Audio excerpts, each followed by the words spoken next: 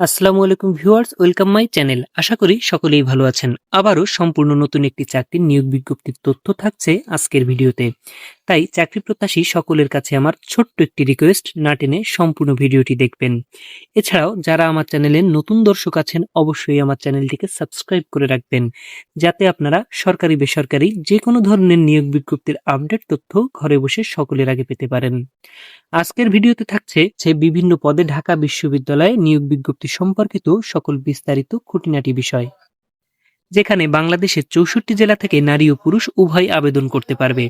এখানে job category রয়েছে মোট 4টি, যেমন ড্রাইভার, উচ্চমান সহকারী, এটা প্রাণীবিদ্যা বিভাগের জন্য, প্রধান প্রকৌশলী দপ্তর কার্য সহকারী এবং কেয়ারটেকার। ড্রাইভারের ক্ষেত্রে শূন্য পদের সংখ্যা রয়েছে 1টি। এই শিক্ষাগত যোগ্যতা প্রয়োজন প্রার্থীকে ন্যূনতম এসএসসি বা সমমান পাশ হতে হবে এবং প্রার্থীর শিক্ষা জীবনে কোনো পর্যায়ে দ্বিতীয় বিভাগ অথবা জিপিএ 3 পয়েন্ট, দ্বিতীয় শ্রেণী জিপিএ সহ 2.75 4 স্কেলে এর নিচে গ্রহণযোগ্য নয়।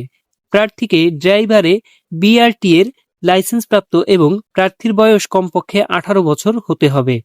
এছাড়া প্রার্থীর মিনি বাস সহ প্রাইভেট কার ও মাইক্রোবাস চালানোর 10 বছরের বাস্তব অভিজ্ঞতা থাকতে হবে। অভ্যন্তরীণ প্রার্থীর ক্ষেত্রে যে কোনো একটি শর্ত শিথিলযোগ্য। উচ্চমান সহকারী, এখানে শূন্য পদের সংখ্যা 1টি। শিক্ষাগত যোগ্যতা প্রয়োজন প্রার্থীকে ন্যূনতম দ্বিতীয় শ্রেণী জিপিএ 4 স্কেলে 2.75 সহ স্নাতক বা সম্মান পাশ হতে হবে। প্রার্থীর শিক্ষা জীবনে কোনো পর্যায়ে দ্বিতীয় বিভাগ জিপিএ 3.5 স্কেলে এবং দ্বিতীয় শ্রেণী বা জিপিএ 2.75 4 স্কেলে এর নিচে গ্রহণযোগ্য নয়।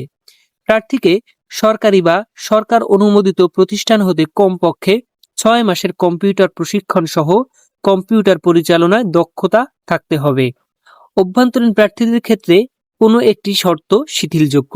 উচ্চমান সহকারী, কার্য সহকারী, কেয়ারটেকার, এখানে সকল পদেই শিক্ষাগত যোগ্যতা একই প্রয়োজন। আবেদনটি অনলাইনের মাধ্যমে করতে হবে। আবেদনের শেষ তারিখ 7 ডিসেম্বর 2025 তারিখ। আবেদন লিঙ্কে প্রবেশ করে সকল বিস্তারিত তথ্য দেখে সেখানে আপনারা আবেদন করতে পারবেন।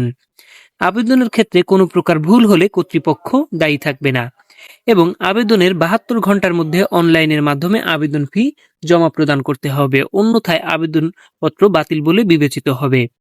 সম্পূর্ণ ভিডিওটি দেখার জন্য আপনাদের অত্যন্ত ধন্যবাদ। সরকারি বেসরকারি যে কোনো ধরনের নিয়োগ বিজ্ঞপ্তির আপডেট তথ্য পেতে আমার চ্যানেলের সঙ্গেই থাকুন।